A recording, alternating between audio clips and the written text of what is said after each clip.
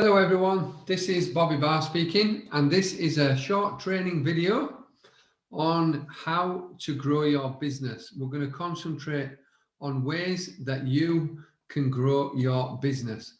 Now, most big businesses, and we're going to focus on 2 or 3 right now to give you an example, always have what's called a mission statement, what they want to achieve in their business.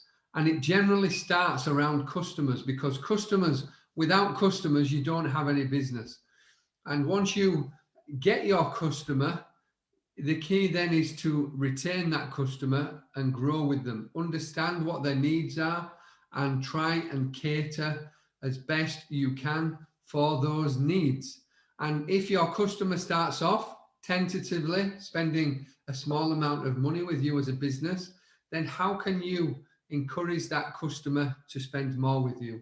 And the key is to look after that customer, give them good customer service and experience, and they will become not just a customer, but lifelong friends. So let's go. The reason I've done this video is because I was listening to Jeff Bezos from Amazon, absolute huge company, huge e-commerce company now. So I want to just go through some of the things that he and other companies use as their mission statement and see if it can give you some inspiration as a business if you haven't already created your mission statement. Because once you have that, you know where your starting point is, and then you know where you want to get to. And then it's just a question of being focused and driven and ensuring that you can be the best you possibly can in your industry. And generally around every business industry, there is lots of competitors. And the key is not necessarily doing what everyone else is doing, but you have to find a way to stand out from the crowd and ensure that people come to you. And when they come to you, they know they're going to have a good experience, they're going to get looked after, and ultimately they're going to get good products and or services, whatever it is that you offer as a business. And then you can start to move forward and form and build a relationship. So what I've just done here is I've put in Amazon's mission as a guide, and as a business, you can go and check other large companies to give you that might be in your kind of industry, that can give you a little bit of inspiration in how to craft, how to create your own mission statement. So Amazon are very focused around the customer, to the point of being obsessed. And Jeff Bezos makes the comment that, they are obsessed with providing a customer experience. And they want to become a missionary with their mission statement, because they believe that missionaries provide better services and better products. In other words, you know where you're starting, and you know what you want to achieve at the end of it. And there's been lots of ups and downs in Amazon from the start right up to now, at the end of 2020, just about to go into 2021. And they've grown exponentially in such a way, all because they give a good customer experience. If you order something by a certain time today, you can receive it tomorrow with their Prime delivery service. And they're always looking at ways to keep the customer with them. And e-commerce is a big thing around what Amazon do. So again, when you're crafting your mission statement, again, e-commerce is going to be huge in the future. And the likes of Amazon use what's called a one-click checkout. So once you've purchased with Amazon, Facebook do it, other people do it as well, eBay and things like that. They store your credit card details on a secure server. They're quite safe. And then the next time that you want to buy from them, they've already got your details. So they just say, purchase here. Once you go to your store to check out and you've bought something, you put it in your basket, you go to your store to check out, and boom, one click and it's there. They've got all your details, and you just need to tell them with a click of a button where you need to your parcel or whatever product that you've bought from them, you need it delivering to a certain address. So is e-commerce something that you can add into your business? If it is, great. And if it's not, no problem. Not everybody can. But if you can attract your customers away from your business hours and you have e-commerce, the key is to try and keep the customer hot. And whilst you've got a customer that's hot, they're in what's called buying mode and they're likely to buy. So if you have an e-commerce solution on your or with your business on your website or on your social media platforms, wherever it is somebody finds you and they can then go and purchase from you, you've caught them in that what you call a hot moment, the light bulb moment, where they've gone, they want to buy something and bang, they've done it, and it's there. And everybody will have experience with Google and other platforms that once you look to buy something, you will find that they've got cookies in the background and tracking solutions that they track your move are the kind of things that you want to shop for. So if you've looked at a brand new bed, for example, you'll find that next time you go online, there will be beds popping up in front of you.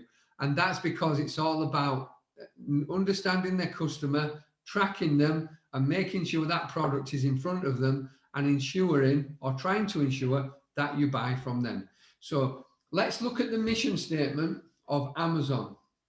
So our mission is to continually raise the bar of the customer experience by using the internet and technology to help customers find, discover, and buy anything, and empower businesses and content creators to maximize their success.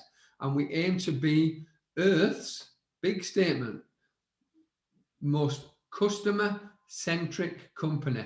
Now, centric means central. Amazon wants to be central to every single customer that ever comes to them. So they don't want them going off somewhere else to buy something. They want to keep them with Amazon. And that's what, it's their hub, and they use the word centric. And if we open up another browser and we Google centric meaning, it just gives you a little bit of an idea as to what it's meaning. So in or at the center, central, maybe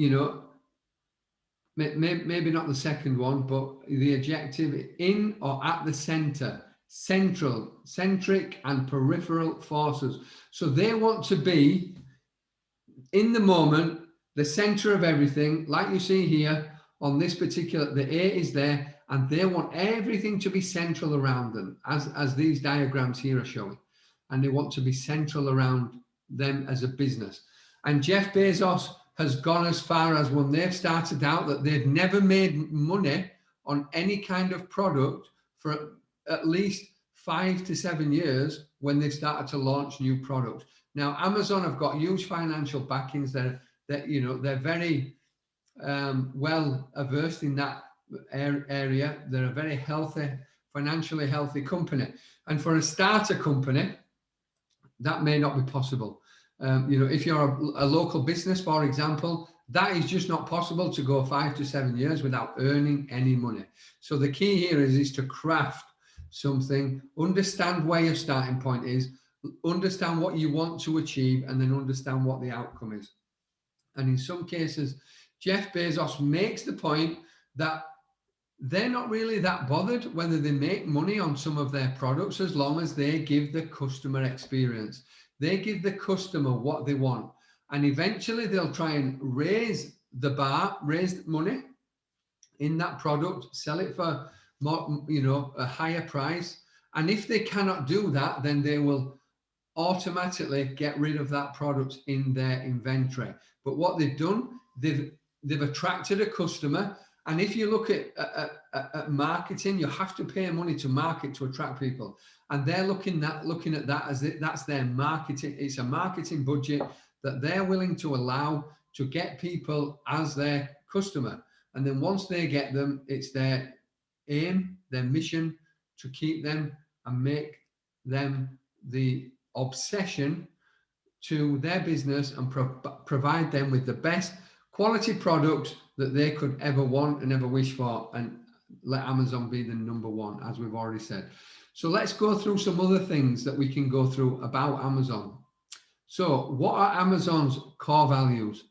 Again, this is something that all businesses need to create if they possibly can. Again, local businesses, if you're, like a hairdresser, for example, you want people to come to you, and you want to make sure that you're warm, you're friendly when you meet people, and you sit down, you're chatty, you learn about your customer, and you give them great service, and you cut their hair, whatever it is that you do, whether you color it, cut it, blow dry it, whatever it is, you make sure that customer has enjoyed their experience with you. And, once they do that, they're going to tell their friends. And that's the key. When people have a good experience, when you look after a customer, they can be your sales team or part of your sales team, because they will tell 10 people, but the downside is, if you don't give them a good customer experience, they'll also give 10 people bad reviews about you. So it's going to be very difficult to build an audience. So here are Amazon's core values. Leadership principles. So whoever's at the head of the business, it's creating leadership. And here we go back there. Customer obsession. It's what they focus on. Again, without customers, you don't have a business. You cannot create sales. You cannot invoice. People cannot buy if they're not a customer. Leaders start with the customer and work backwards. So for me, that's like reverse engineering things. And that's something that I like to do, and things that I've done in my past, when I've always reverse engineered things and then started and moved forward from there. And it's one of the things that, I'm fortunate in that it's been quite successful for me in my time. Ownership. Leaders are owners. And, if you're not a leader as an owner, then maybe you need to get somebody into your business that is somebody that can make them decisions or has the experience that you may not have if you've found yourself in a business that you don't have any experience in, and that can happen. You need to invent and simplify. Invent things within your business that makes you stand out from your competitors. Again, to service the customer, and not just the customers that you've got, but customers that you're going to get in your various ways that you're going to attract them, organically, marketing, whatever it is that you're going to do. Again, we'll look at that in other videos. Customers are always right. How many times? A lot.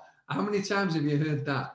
If you're having arguments with your customers, or things are not right, there's not clarity in the service that you're providing, the likelihood is they're going to be looking for somebody else to service them. And that is not helping you as a business owner to grow your business. And it's so important that you look at that. Running a business, owning a business is always a learning process. And be curious. Never stick to the same path all the time. Be curious. Now, one piece of advice that I would give, and again, Jeff Bezos echoes this, don't worry too much about what your competitors are doing. Understand what they're doing, but don't worry. You need to be unique in your own business so that you stand out. If you're watching somebody else and trying to copy what they're doing, then that's not going to work. So you need to, look at things that somebody does it in a certain way, and you think, I can do it in a different way, and that will make me unique within my industry, and do that. So understand what they do. Don't be obsessed or keep checking to see what your competitor does, because that's just a waste of your time. It's all about what you do as a business. So focus your time and strengths on making sure that your business is right, so that you can grow naturally, organically, in the right way, and in time overtake people. That's because that you're providing all of the right customer experiences, the right customer service, and you're making your customer happy, you're making your customer smile, and that's all customers want. And when you can do that, that's a customer for life. Hire and develop the best. Again, new businesses are going to be a little bit more hands-on when it comes to things like this, because they may not have the budget. A medium-sized company and a large company going into corporate type companies, they can hire the best, and they will use recruitment companies, and they'll pay a lot of money to try and secure the best talent that's out there. But if you're just starting your business from scratch and you don't have a lot of money, then you have to be the person. So, in other words, you're hiring yourself to be the best person to drive that business forward. And then as you grow and you start to make some money, you can then allocate a budget into maybe bringing other people on board. So, if you're new and you're a startup, baby steps are needed. Understand what your business is about, create that vision statement, where you start from and where you want to be, and set off on your journey and make your customer central to that, to retain them. And then that means that you're not always having to be out marketing constantly for new business. Once you get a customer, look after them and you will get good retention from that customer. And then how can you get a little bit more money out of them? So create that mission statement and keep it focused and central to your business. Insist on the highest standards. So if you don't have the highest standards against a competitor and they have higher standards, people will notice it. And, it's so easy that when people do notice that, they will then move to somebody else.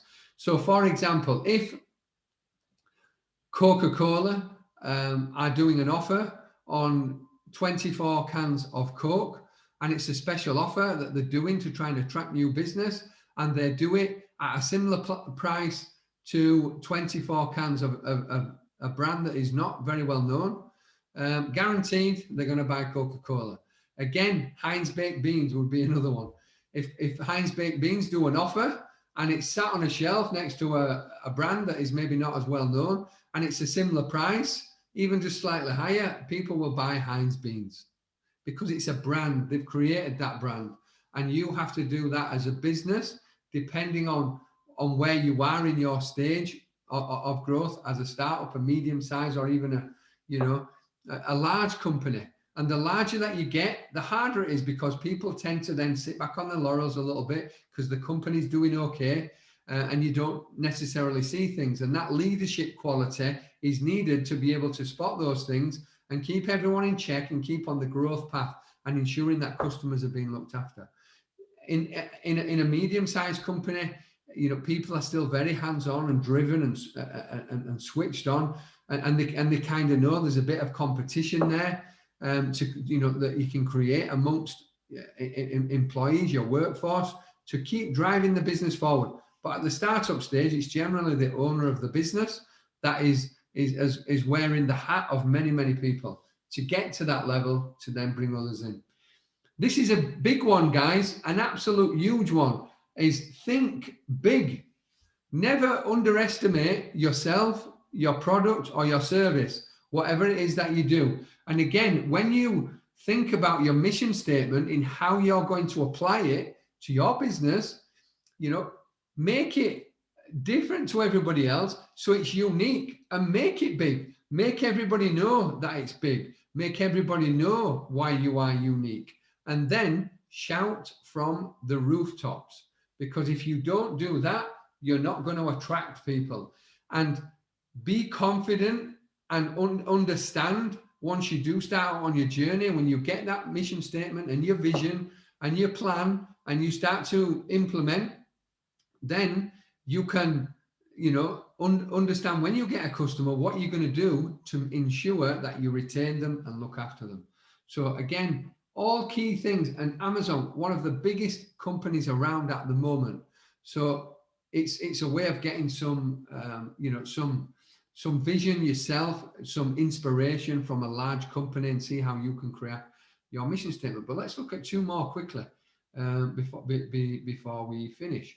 So if we, Coca-Cola, there's one that I've mentioned. So let's have a look at Coca-Cola. What's the vision of Coca-Cola? So Coca-Cola's vision statement is inspiring each other to be the best we can by providing a great place to work.